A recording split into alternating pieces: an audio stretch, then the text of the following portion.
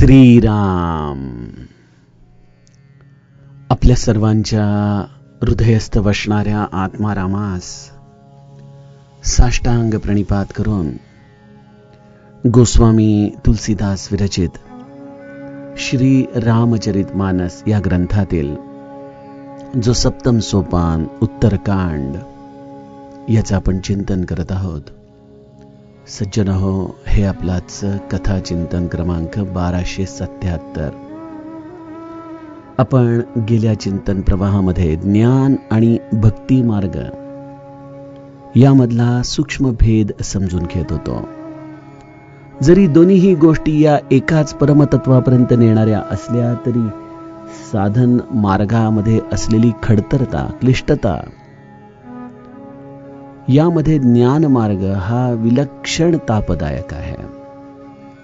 या उलट भक्ती मार्गाची साधनाची अवस्थाच इतकी गोड आहे, रसमय आहे की जीव साध्याला विसरूनच जातो, परंतु साध्य मात्र जीवाला विसरत नाही. आणि त्यामुळं मुक्ती बळजबरीने त्या जीवाच्या हृदयामध्ये प्रवेश करते. अशा या भक्तिशास्त्रामध्ये जो खऱ्या अर्थाने पारंगत होतो तोच सज्ञान आहे, तोच सद्विद्य आहे, तोच शहाणा आहे, चतुर आहे. गोस्वामीजी आम्हाला अत्यंत सुंदर पद्धतीने हरिभक्तीचं महात्म्य समजावून सांगतात की भोजनाला जठराग्नी आपोआप जसा प्रयत्नाशिवाय पचवून टाकतो, इकडं तर जीव रचनेसाठी खातोय, परंतु त्याचं पचन होऊन त्याच्या शरीराच्या सर्व भागांमध्ये ही पोषक द्रव्य जसं या जठराग्नीच्या आधाराने प्राप्त होतात, तशी भक्ती आहे. ज्या ध्येयासाठी ज्ञानमार्गी मनुष्य हा तडपत असतो, भक्ती मार्गी मात्र सहजपणे त्या स्थितीला जातो. यासाठी एकच गोष्ट करायची की मी रामाचा आहे, रामाचा आहे, रामाचा आहे, ते माझे स्वामी आहेत, हा भाव आपल्या नित्य हृदयामध्ये जागृत ठेवायचा. असे प्रभू रामचंद्र जडाला चेतन करू शकतात आणि चेतनेला देखील जड करू शकतात. असा हा राम भक्तीचा सुंदर मार्ग गोस्वामीजी आपल्याला सांगताना या भक्तीला आता एका सुंदर मण्याची उपमा देत आहेत. जसा चिंतामणी आहे, सर्पाचा मणी आहे, त्याप्रमाणे हा भक्तिमणी आहे. ज्या भक्तिमणीची आम्हाला किंमत बऱ्याचदा कळू शकत नाही. सज्जनो, आम्हाला आमच्या गुरुकडून इतक्या सहज पद्धतीने नाम मिळालं, इतक्या सहज पद्धतीने भक्ती मार्गाचं अनुग्रह मिळालेला आहे की आम्हाला लक्षात येत नाही की आम्हाला नेमकं गुरुने काय दिलेलं आहे. गोस्वामीजी नामवंदनेमध्ये एक सुंदर चौपाईमध्ये चरण लिहितात की नाम निरूपण नाम जतन ते सौ प्रगटत जिमी मोल रतन ते. या नामाच्या विषयी, या भक्ती मार्गाच्या विषयी आपण जेवढं जेवढं चिंतन करू, जणू काही या भक्ती मार्गाचं मोलच आपल्या समोर हे संत प्रगटवत असतात. सज्जनो, जिथं रत्न आहे, जिथं मणी आहे, तिथं जवाहीर देखील आहे. ज्यांनी या राम भक्तीचं महत्व जाणलं, ज्यांनी या राम भक्ती रूपी मण्याला इतर सर्व गोष्टींशी तुलना करून बघितली, ज्याचा हव्यास सामान्य जीव करतो, उदाहरणार्थ कल्पतरू, कामधेनू, चिंतामणी, या प्रत्येकाशी या भक्तिरूपी मणीची तुलना करून बघितली.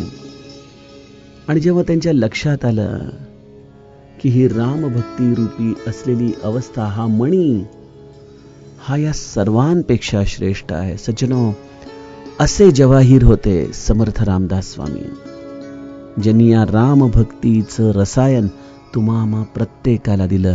अशा समर्थ रामदासांचा राम भक्तीवरचा हा एक सुंदर अभंग आपण ऐकूयात.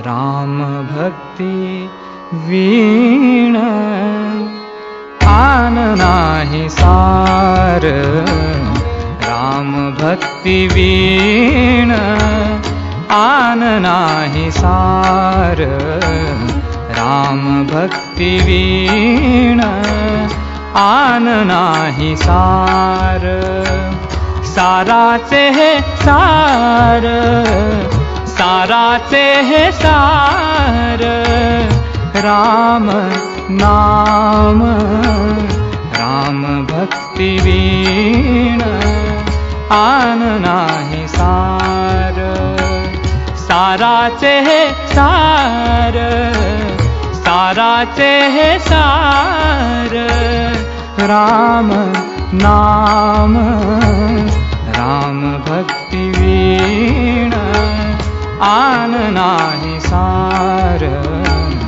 राम भक्ती वीण आन नाही सार.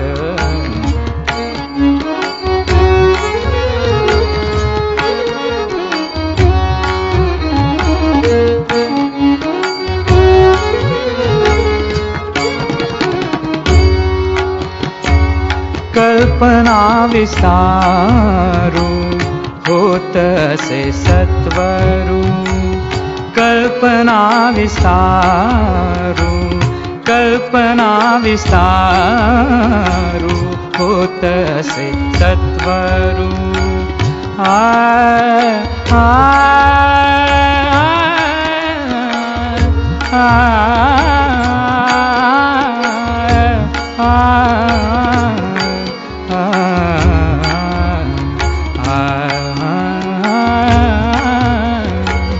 कल्पना विस्तारू होत असे सत्वरू, कल्पना विस्तारू होत असे सत्वरू.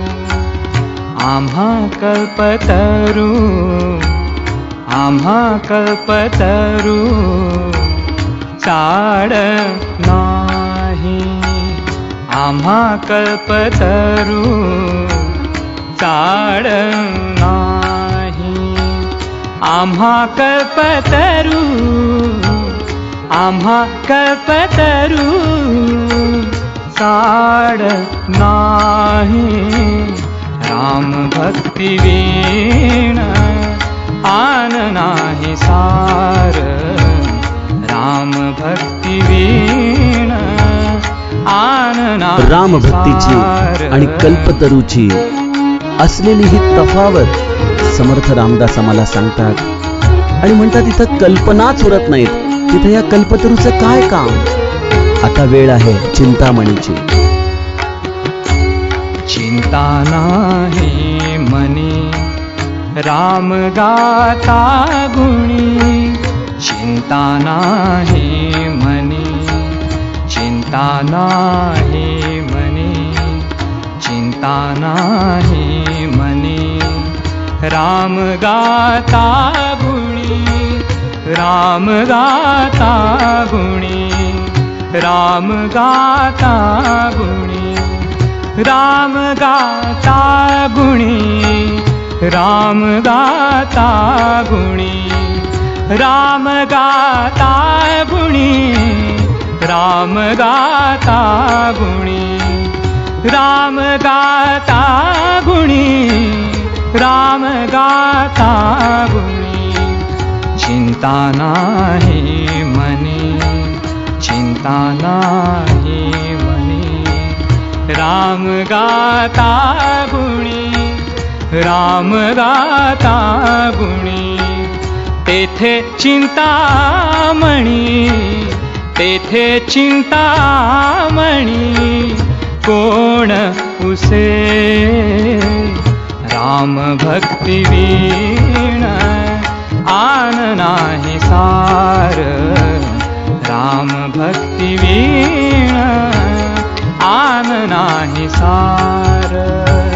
साराचे हे सार, साराचे हे सार, राम नाम, राम भक्ती वीण. केवळ रामाच्या गाण्याने, त्याचं नाम सतत स्मरण्याने आपल्या मनातल्या सर्व चिंताच दूर होऊन जातात. मग चिंतामणीची काय गरज आहे? म्हणून समर्थ म्हणतायत,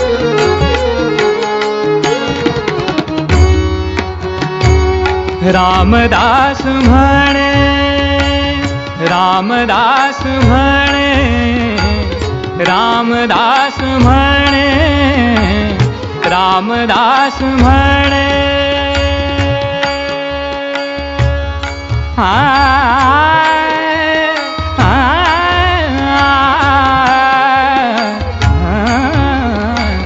रामदास म्हणे,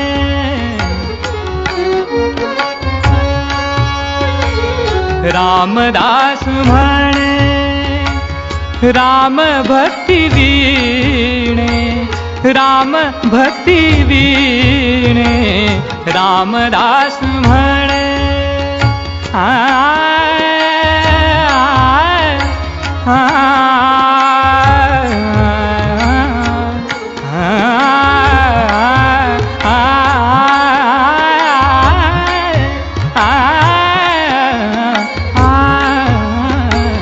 रामदास म्हणे, रामदास म्हणे, रामदास म्हणे, रामदास म्हणे, रामदास म्हणे, राम भक्ती वीणे, राम भक्ती वीणे, राम भक्ती वीणे, जाणावे ते उणे सर्व काही, जाणावे ते उणे सर्व काही, जाणावे ते उणे, जाणावे ते उणे सर्व काही, राम भक्ती वीण आन नाही सार,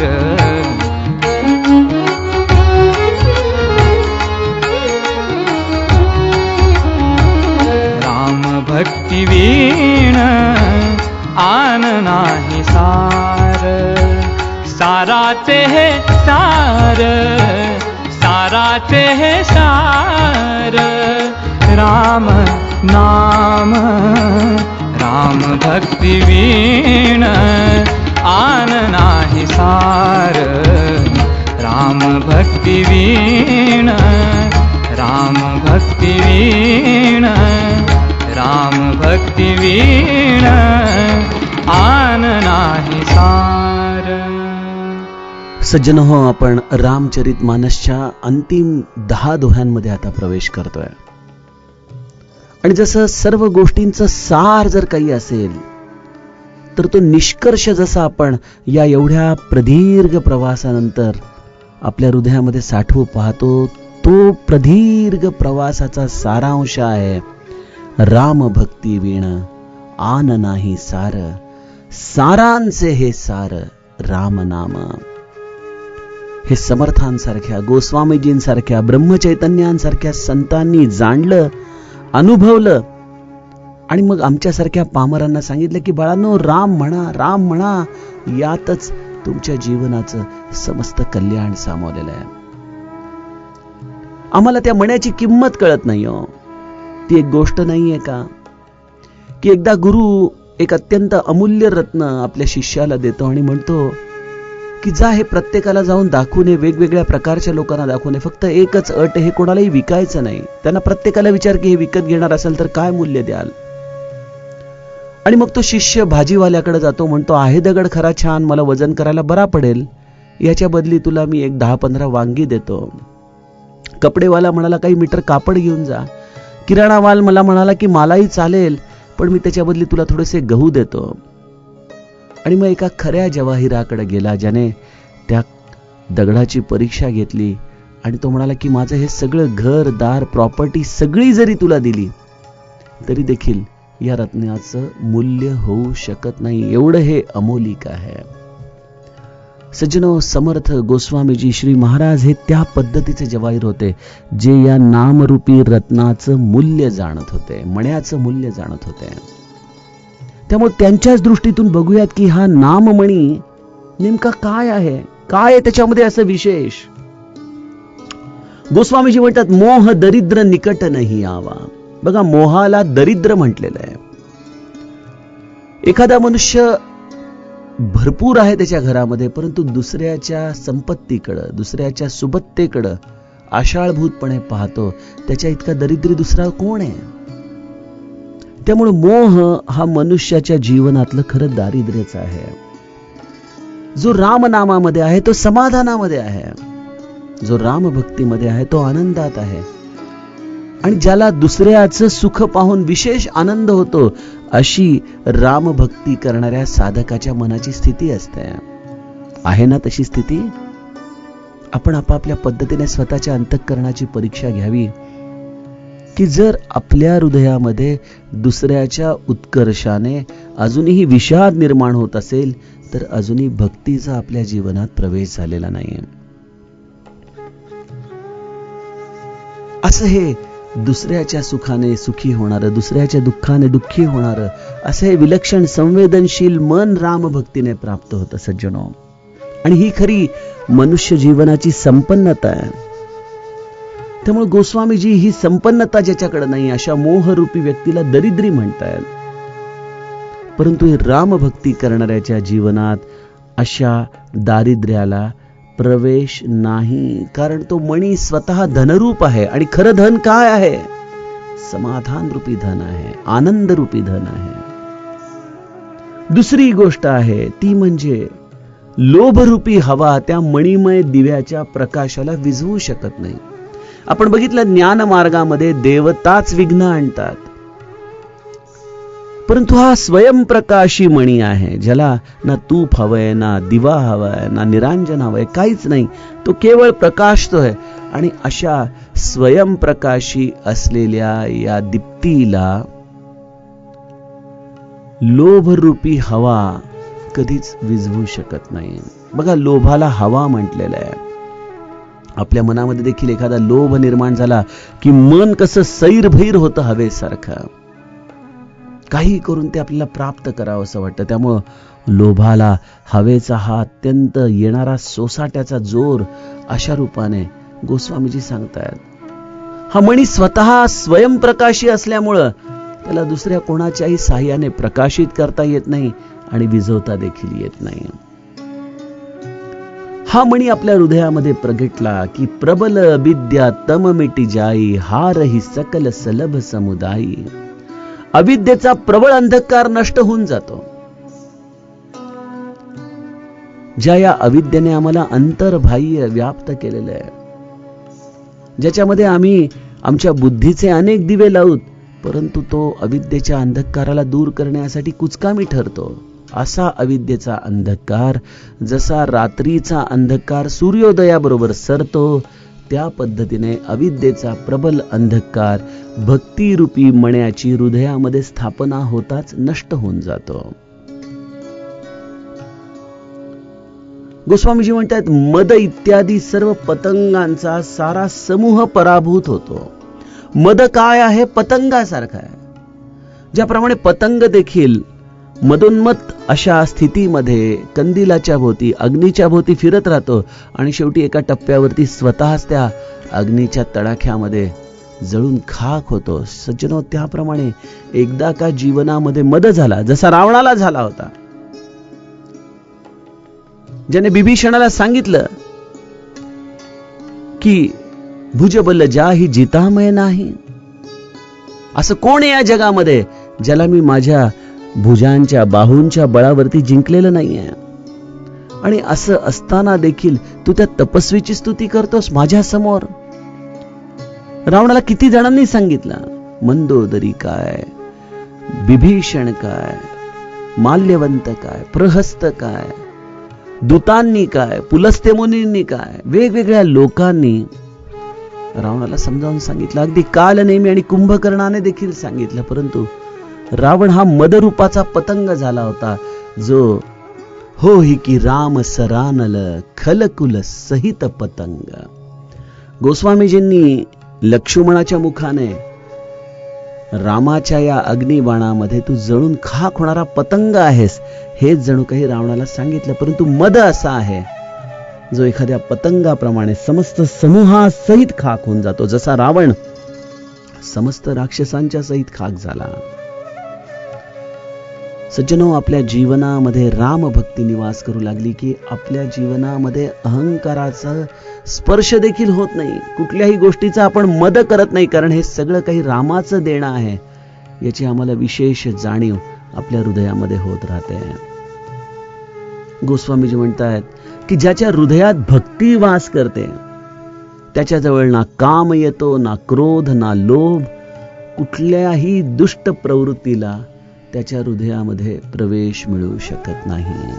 बघा, या रामभक्तिरूपी मण्याचा प्रताप काहीच न करता केवळ रामभक्ती करत राहा. तुमच्या जीवनातल्या या विकारांना तिथं राहताच येऊ शकत नाही. रामभक्त हा निर्वैर होऊन जातो. जग त्याची अनेक प्रकाराने निर्वत्सना करेल, त्याचा मत्सर करेल, त्याच्याविषयी मनामध्ये वेगवेगळ्या प्रकारचे भ्रम घेऊन त्याच्याशी आचरण करेल, परंतु हा रामभक्त मात्र आपल्या भक्तीमध्ये असा लवलीन झालेला असतो की गरल सुधासम अरिहित होई, तेही मनी बिनु सुख पावन कोई. त्यामुळं या रामभक्ताच्या साठी या जीवनामध्ये असलेल्या या उपेक्षेरूपी विषाला अमृतासारखी विलक्षण सरसता प्राप्त होते. जग त्याचा द्वेष करत राहील, जग त्याला सतत अपमानाचीच वागणूक देत राहील, उपेक्षेचीच वागणूक देत राहील, परंतु मीरेप्रमाणे हा विषेचा प्याला देखील तो भगवंताची इच्छा म्हणून पीत राहील आणि ते विष भगवंत अमृतासारखं त्याच्यासाठी करून टाकेल. त्याच्यासाठी कदाचित अनेक शत्रू असतील, परंतु ह्याच्या हृदयामध्ये मात्र त्या प्रत्येकाच्या विषयी मैत्रभावच असेल. आणि या मैत्रभावाचा परिपाक असा होतो की शत्रू देखील आपलं शत्रुत्व एका टप्प्यावरती विसरून जातो. रामभक्तीचे हे असलेले विलक्षण गुणधर्म गोस्वामीजी आपल्याला सांगतायत की या मण्याशिवाय असं सुख जगामध्ये कोण मिळवू शकेल. व्याप ही मानस रोग न भारी, जिनके बस सब जीव दुखारी. त्याला मोठे मोठे मानस रोग, ज्याला वश होऊन सर्व जीव दुःखी आहेत, ते व्यापू शकत नाहीत. जणू काही भुशुंडीजी गरुडाला टीपच देत आहेत, पुढचा प्रश्न काय विचारायचा आहे. आता पुढच्या दोह्यापासून गरुडाने 7 प्रश्न विचारलेले आहेत की मला या 7 प्रश्नांची उत्तर द्या आणि तत्पश्चात मानस रोग काय आहेत त्याची लक्षणं सांगा. बघा, गरुडाचं श्रवण किती अचूक आहे. व्याप ही मानस रोग न भारी, हा शब्द गरुडाने कुठेतरी निश्चितपणे अंतःकरणात धरून ठेवला की हे विचारायला हवा, मानस रोग काय प्रकार आहे.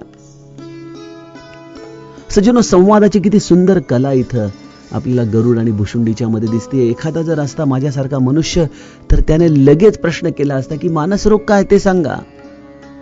परंतु गरुड भुशुंडीजींच्या वक्तव्यामध्ये विक्षेप आणू इच्छित नाही, कारण हे भक्तीचं जे अमृत भुशुंडी सांगतायत ते गरुडाला पूर्णपणे प्राशन करायचं आहे. त्याने फक्त अंतःकरणात घट्ट कुठेतरी खुणगाड बांधून ठेवली की या मानस रोगामुळे सगळ्यांना दुःख होतं.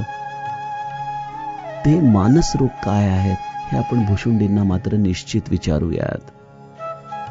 भुशुंडीजी रामभक्तिरूपी मण्याचे हे गुणधर्म गरुडाला सांगतायत. राम भगती मनी उर बस जाके, दुःख लवलेस न सपने होता के. रामभक्ताची एक खूण काय आहे तर तो जीवनाच्या सगळ्या अवस्थांमध्ये अत्यानंदित असतो. केवळ आनंदित नाही, अत्यानंदित. आता आम्ही सोमनाथला जो विषय घेतला होता ना, मानस चंद्रमा, हा सगळा विषय आनंदाचा होता की जीवनामध्ये हा पौर्णिमेपासून आमचा क्षय अमावस्येकडे का होतो आणि पुन्हा अमावस्येपासून आम्ही पौर्णिमेच्या दिशेने कसे येऊ शकतो, हा आमचा विचार. आणि त्याचं सूत्र एकच आहे सज्जनो, ते म्हणजे रामभक्ती. रामभक्ती ही रामाची कथा गाणं, या रामनामाचा नित्य हव्यास करणं, भगवंताची अनुसंधान ठेवणं, हेच आपल्या जीवनामध्ये आपल्या हृदयातल्या चंद्रमाला पूर्ण विकसित करण्याचं शास्त्र आहे. आणि जेव्हा अकारण तुम्ही प्रसन्न राहायला शिकाल ना, समजा की आज रामाने फार कृपा केली बरं आपल्यावरती, कारण आमचा आनंद हा सगळा परिस्थितीवरती आहे. आज काहीतरी मनासारखं घडलं, आज काहीतरी रुचकर खायला मिळालं, आम्हाला आनंद झाला. तो आनंद देहाधिष्ठित आहे, तो क्षणिक आनंद आहे.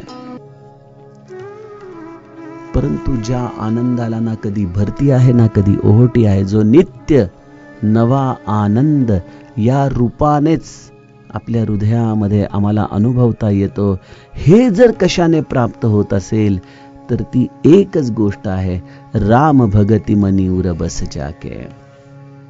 सज्जनो, लहानपणापासून आपण त्या जादूच्या दिव्याच्या गोष्टी ऐकत आलेलो. तो जिन जो त्या दिव्यामधून प्रगटतो आणि म्हणतो काय पाहिजे काय पाहिजे सांगा, आणि मग वेगवेगळ्या प्रकारच्या लौकिक गोष्टी हा मागतो आणि शेवटी जेव्हा त्याची ताकद संपते तेव्हा तो निघून जातो, तो पुन्हा दुःखी होतो. तशी आमच्या मनामध्ये देखील या सगळ्या बाह्य जगाकडून सुख मिळवण्याच्या अपेक्षेची स्थिती आहे. परंतु हा मणी जो आहे ना आपल्या हृदयामध्ये, तो एकदा प्रगटला की तो आपलं मागणंच काढून घेतो, आणि ज्याचं मागणं संपलं त्याला दुःख हृदयामध्ये येण्याची तसूभर देखील शक्यताच राहत नाही. कशासाठी दुःख करायचं, कुठल्या कारणासाठी दुःख करायचं. आणि आपण जर आज हे सगळं सुखासाठी करत आहोत तर जगतामध्ये हे चतुरांचे जे शिरोमणी आहेत त्यांना हे एकच कळतं की जर जगामध्ये मांडलेला प्रत्येक व्याप हा जर सुखासाठी आहे तर त्या सुखाचं आगर या रामभक्तीमध्ये आहे. मग त्या रामभक्तीला आपल्या हृदयामध्ये जतन करण्यासाठी आपण चांगला प्रयत्न नको का करायला. सुखासाठी करीसी तळमळ तरी जाय पंढरीसी एक वेळ. आता उद्या पालख्या निघणार देहू आळंदीमधून. पंढरी रायाच्या दर्शनासाठी देशोविदेशातून लोक देहू आळंदीमध्ये जमलेले आहेत पंढरपूरला जाण्यासाठी. सज्जनो, ही वारी आहे आपल्या हृदयामधली निखळ आनंदाच्या प्राप्तीची. हा आनंद आमच्या जीवनामध्ये येतो तो या रामभक्तीमधून येतो. आणि म्हणून जसा वारीला जाण्यासाठी शेतकरी अनेक प्रकाराने प्रयत्नशील राहतो कारण की त्याला तो आनंद चुकवायचा नसतो, त्याप्रमाणे जो खरा सुजाण आहे, जो चतुर आहे, तो या भक्तिरूपी मण्यासाठी आयुष्यभर चांगल्या पद्धतीने प्रयत्न करत राहतो. काय करावं लागतं चांगला प्रयत्न करायचा म्हणजे? सद्गुरू जे सांगतो त्या पद्धतीने वागायचं, बस. या पलीकडे अजूनही काही करायची गरज नाही, स्वतःचं डोकं चालवायची गरज नाही. महाराज म्हणतात तुम्ही फक्त नाम घ्या, बाकी मी सर्व करतो. मग एवढ्या एका गोष्टीवरती जर आपण लक्ष दिलं तर मग हा रामभक्तिरूपी मणी आपल्याला नाही का प्राप्त होणार. आणि तो प्राप्त झाल्यानंतर आम्हाला या सगळ्या गुणधर्मांची प्राप्ती सहजपणे नाही का होणार.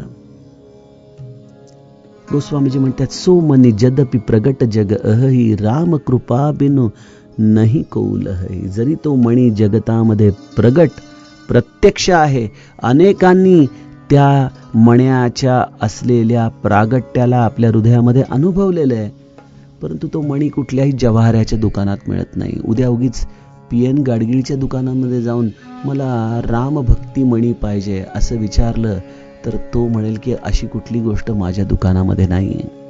आणि ही गोष्ट कुठल्याही जवाहिरीच्या दुकानामध्ये, ज्वेलरी शॉपमध्ये मिळत नाही. ही गोष्ट प्राप्त होते रामकृपेच्या आधाराने. आणि जेव्हा रामकृपा करतो तेव्हा तो आपल्या जीवनामध्ये संताला पाठवतो की जा, हा मणी जो मी तुझ्याजवळ दिलेला आहे तो या जीवाला देऊ नये.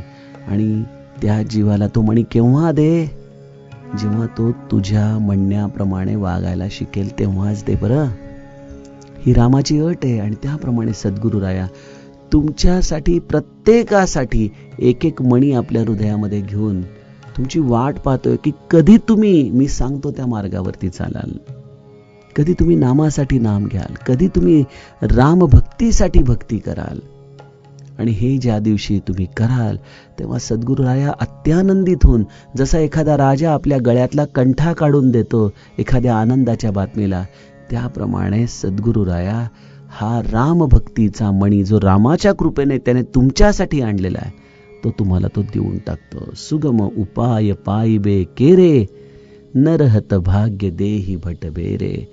गोस्वामीजी म्हणतात एवढा साधा उपाय आहे सद्गुरूच्या आज्ञेचं तंतोतंत पालन. परंतु हा असा प्राप्तीचा उपाय एवढा सुगम असूनही दुर्दैवी माणसं मात्र या उपायाला ठोकरून लावतात. काय करायचं? अशा लोकांना ही रामभक्ती कशी प्राप्त होऊ शकेल बरं? म्हणून सज्जनो, आपण गुरुच्या आज्ञेमध्ये राहावं, गुरु सांगेल त्याप्रमाणे जगावं. त्याने आपल्याला नाम घ्यायला सांगितलेलं आहे, तेवढं नाम आपण मनापासून घ्यावं.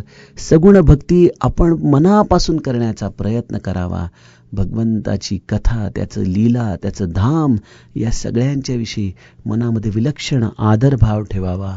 हेच रामभक्तिरूपी मण्याला प्राप्त करण्याचं सुलभ साधन आहे. यातील पुढील कथाभाग आपण उद्याच्या कथा प्रवाहामध्ये बघूयात.